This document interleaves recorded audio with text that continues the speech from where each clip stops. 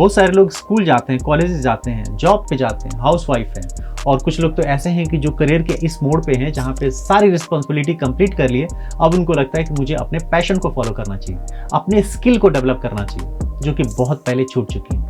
तो ऐसे बहुत सारे लोग हैं जो अपने जो हॉबी है ना, हॉबी को और ज़्यादा डेवलप करना चाहते हैं। जैसे स्कूल में मैंने बताया, कॉलेजेस बताया, ऑफिस बताया, तो यहाँ पे ना आपको उतना टाइम नहीं मिलता है कि जितना कि आप एक इंस्टीट्यूट ज्वाइन कर सको, वहाँ पे जा सको। बहुत सारे लोगों को अभी भी कुछ कन्फ्यूजन ये भी रहता है कि पेपर है मेरे पास, पेंसिल है मेरे पास, लेकिन करना क्या है, आखिर क्या करूं। बहुत सारे लोग तो यूट्यूब चैनल देखते हैं, कई सारे ऐसे प्लेटफॉर्म हैं जहां पे आपने देखा, लेकिन क्या होता है ना कि आप देखते तो हो, लेकिन उसको एग्जीक्यूट कैसे करते हैं। कई सारे लोग तो ऐसे डिमोटिवेट हो जाते हैं कि जैसे आर्टिस्ट ने ड्रॉ किया वैसा क्यों नहीं कर पा रहा हूं मैं। इसके पीछे का रीज़न क्या है? इसके पीछे का रीज़न ये है कि अगर आप ऐसे ही ड्राइंग करते रहोगे ना, तो 2 साल के बाद, 5 साल के बाद, 10 साल के बाद बहुत ज़्यादा इंप्रूवमेंट आपको नहीं दिखेगा। या फिर कई सारे लोग ऐसे हैं जो शेयर करते हैं कि हाँ मैंने इतना ज़्यादा ड्राइंग कर लिया है, लेकिन अभी भी मेरा जो आउटपुट है ना, वो आर्टिस्टिक टच होता है ना, वो नहीं आता, क्या करूँ मैं। तो ये सब कुछ बताऊंगा मैं। और सबसे पहले मैं बता दूं कि what is the fundamentals of drawing. यहाँ पे जितना सुनने में कॉम्प्लेक्स लगता है ना, बहुत इजी करने वाला हूं मैं। और ड्राइंग जब भी आपका इंटरेस्ट होगा ना, तो आप जब भी आप करने जाओगे तो सबसे पहले आपको जरूरत पड़ेगी ड्राइंग मटेरियल्स की, जिसमें आपको पेपर है, पेंसिल है, इरेजर है, शार्पनर है, कौन कौन से चाहिए सब मैं आपको बताने वाला हूँ डिटेल में, क्योंकि बहुत ज़्यादा एक्सपेंसिव पेपर आपको नहीं लेना है, पेंसिल नहीं लेना है। तो यहाँ पे आप देख रहे हो कि जो कुछ जो आपके नियर मार्केट में जो मिलता है, नियर स्टेशनरी में मिल जाता है, जैसे सुंदरम है, नवनीत है, ये सब जो ड्राइंग आपको शीट्स मिल जाते हैं, ड्राइंग बुक्स मिल जाते हैं। लेकिन अभी आपको स्टार्ट नहीं करना है, इनसे भी स्टार्ट नहीं करना है, क्योंकि बहुत सारे लोग इससे भी स्टार्ट करते हैं। लेकिन अभी आपको जितना भी प्रैक्टिस करोगे ना, इसको स्टोर करके नहीं रखना है। तो यहाँ पे आपको क्या करना है, और कौन कौन से और भी इसके सप्लीमेंट्स है ना जो उसको लेना है, वो भी मैं आपको बताने वाला हूँ। तो ये हो गए पेपर के बारे में, जैसे कि मैंने आपको बताया पेपर स्टार्ट करेंगे। और यहाँ पे जो अभी आपको दिख रहा है ना, वो है प्रिंटर पेपर, क्योंकि ये जो है ना बहुत ज़्यादा रीजनेबल है। रीजनेबल मतलब इसलिए मैं बोलूँगा ना कि स्टार्टिंग में ना आपको ना हैंड को बैलेंस करना है, प्रैक्टिस करनी है, वार्म अप करना है, और वो भी अगर आप किसी ड्राइंग बुक में करोगे तो आपको स्टोर करके नहीं रखना। तो यहाँ पे आपको यूज़ करना है प्रिंटर पेपर, क्योंकि ये 200 रुपीज़ में 500 पेजेस आ जाते हैं। अगर आप मार्केट में भी निकलोगे ना ड्राइंग बुक लेने के लिए, तो आपको 200 में 100 पेजेस आते हैं। तो ये बहुत ज़्यादा इकोनॉमिकल है, और इसको आपको प्रैक्टिस करनी है, और ये आपको थ्रू आउट मीन्स कि आपको एटलीस्ट 1 मंथ के लिए आपको इसका यूज़ करना है। तो ये बात हो गई एकदम, जैसे मैंने आपको बताया ना कि 1 मंथ के लिए आपको यूज़ करना है। लेकिन अभी एक और ट्विस्ट ये है कि स्टार्टिंग के 5 to 10 डेज आपको और क्या यूज़ करना है। यहाँ पे यूज़ करना है आपको न्यूज़पेपर, क्योंकि मैंने आपको बताया ना यहाँ पे हम रीजनेबल भी चलेंगे और बहुत ज़्यादा एक्सपेंसेस नहीं करने हैं इनिशियल डेज में, क्योंकि आपको स्किल डेवलप करना है। तो जहाँ पे भी आपको न्यूज़पेपर में कोई खाली स्पेस मिलता है ना, तो वहाँ पे आपको प्रैक्टिस करनी है, और प्रैक्टिस क्या करना है वो तो हम आगे जानेंगे ही। तो इसके पहले आपको, जैसे मैंने आपको बताया, नेचर के बारे में जानना बहुत ज़रूरी है कि कौन कौन से ऐसे प्रोडक्ट हैं जो आपको इकोनॉमिकल भी है और बेस्ट भी है। तो न्यूज़पेपर से बेस्ट कोई नहीं है, हर घर में अवेलेबल है। तो आपको 0% इन्वेस्टमेंट करना है स्टार्टिंग के 5 to 10 डेज। तो यहाँ पे जैसे मैंने आपको बताया कि 5 डेज 10 डेज के बाद फिर हम लोग स्टार्ट करेंगे प्रिंटर पेपर से।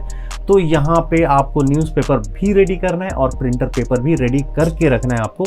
तो ये जो दोनों है ना, तो आपको 1 मंथ के लिए परफेक्ट है। और यहाँ पे देख रहे हो ना कि जितने पेजेस हैं ना, पेजेस आपके लिए बहुत सफिशिएंट है, जैसे 500 पेजेस आपको आ जाते हैं वहाँ पे।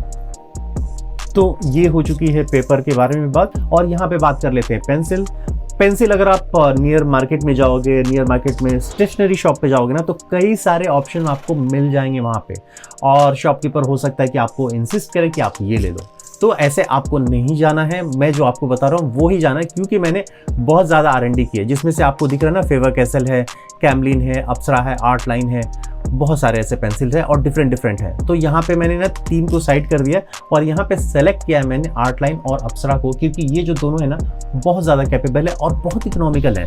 यहाँ पे देख रहा हूँ ना कि कई सारे एस्पेक्ट होते हैं पेंसिल में, जिसमें आपको देखना बहुत ज़रूरी होता है। सिर्फ आपको पैकेजिंग पे नहीं जाना है, लुक एंड फील पे नहीं जाना है, इसमें बहुत सारे आपको, जैसे कि ड्यूरेबिलिटी है, जैसे कि उसका जो ग्रिप है, और कितना ज़्यादा उसका डार्कनेस है, ये सब बहुत ज़्यादा मैटर करता है। और इन सब के बारे में मैंने बहुत ज़्यादा R&D किया है, रिव्यू किया है, और रिव्यू करने के बाद इन दोनों पेंसिल को सेलेक्ट किया है, जो कि एक जो आ जाता है अप्सरा का, वो आ जाता है 40 रुपीज़ में 6 पेंसिल्स, और आर्ट लाइन की जो पेंसिल है वो आपको ऑलमोस्ट 70 रुपीज़ में आ जाती है। ऑलमोस्ट आपको 10 रुपये भी नहीं आते एक पेंसिल के। तो यहाँ पे देख रहे हो कि हमें आखिर करना क्या है।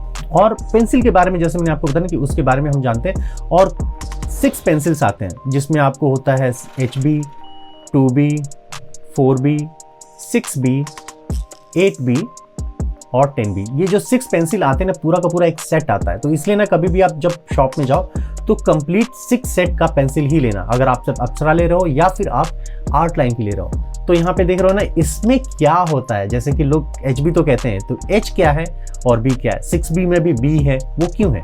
तो H स्टैंड फॉर हार्डनेस, कि कितना ज़्यादा वो हार्ड है, उसका जो लीड होता है ना, उसका जो ग्रेफाइट होता है ना, वो कितना ज़्यादा होता है। B फॉर ब्लैकनेस, कितना ज़्यादा ब्लैक है।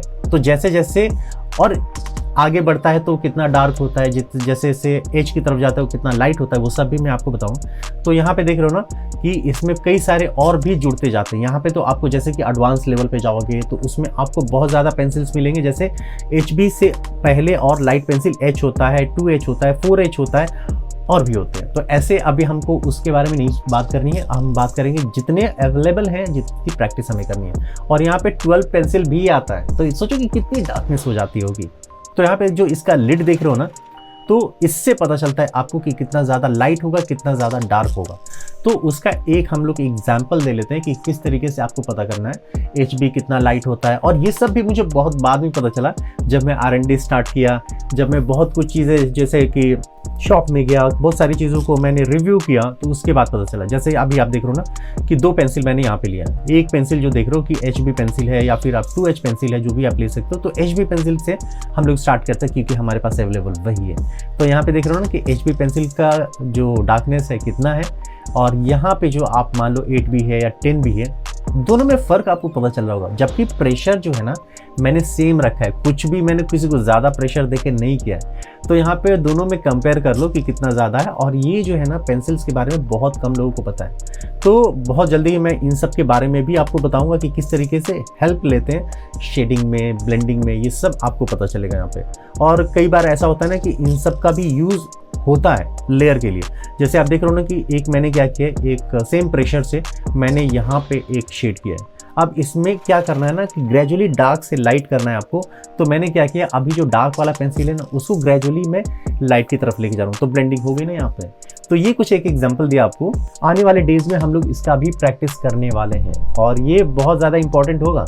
तो इसके लिए आपको हैंड को बैलेंस करना है। और स्टार्टिंग के डेज में ना आपको कौन सा पेंसिल यूज़ करना है, 6 पेंसिल तो आपको मिलेंगे, आपको ना 4B पेंसिल ही ट्राई करना है क्योंकि वो बहुत स्मूथ होता है। और यहाँ पे देख रहे हो इरेजर हमें बिल्कुल ही नॉर्मल इरेजर यूज़ करना है, जो कि आपको नियर मार्केट में मिल जाता है, नियर स्टेशनरी पे मिल जाता है, लेकिन वो थोड़े सॉफ्ट होने चाहिए। इसके अलावा और भी एक जो है उसको भी आप पेन इरेजर यूज़ कर सकते हो, जो कि आपको अप्सरा का भी मिल जाता है और डोम्स का भी मिल जाता है। मैं रेकमेंड करूँगा कि आप डोम्स का इरेजर जो है वो आप ले सकते हो, क्योंकि बहुत सारे लोग ना कंफ्यूज हो जाते हैं और कई सारे ट्यूटोरियल देख लेते हैं यूट्यूब पे, दूसरे प्लेटफॉर्म पे, और वो लोग मोनो इरेजर स्टार्ट कर देते हैं यूज़ करना, जो कि 400 अराउंड में आ जाता है, जो कि उतना कॉस्टली है। आपको पूरे महीने की जो स्टेशनरी का पूरा खर्चा उससे निकल सकता है। तो इसके लिए अभी आपको उसके बारे में नहीं सोचना है, कोई भी नॉर्मल आपको एक शार्पनर भी ले लेना है। तो यहाँ पे मैंने आपको बता दिया ना कि डे 1 में आपको क्या करना है। और ये देखा जाना तो ये हमारा एक इंट्रोडक्शन क्लास है जिसमें मैंने आपको बता दिया कि किस तरीके के और कौन कौन से मटेरियल आपको यूज़ करना है, आपको रेडी रहना है। ये आपको ऑलमोस्ट मंथ के लिए आपको कंप्लीट हो चुका है, जो कि टोटल एक्सपेंसेस दिखा जाना तो ये पूरा का पूरा आपको अराउंड 300 के अंदर में आपको आ जाता है पूरे मंथ का। और अगले वीडियो से हम लोग सीरीज स्टार्ट करेंगे डे 1, और ये जितने भी ट्यूटोरियल्स आने वाले हैं वो आने वाले हैं एवरी संडे को। तो एवरी संडे को एक नया आपको वीडियो मिलेगा और पूरे वीक में आपको उसका प्रैक्टिस करना है। तो अगर आप इकट्ठे वीडियो चाहते हो, इकट्ठे सारा वीडियो देखना चाहते हो और इसके प्रैक्टिस करना चाहते हो तो कोर्सेज भी ले सकते हो।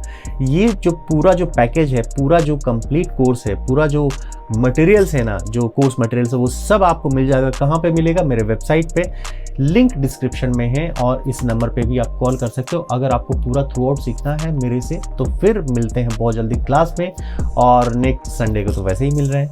तो मिलते हैं बहुत जल्दी डे 1 में। तब तक के लिए बाय, टेक केयर।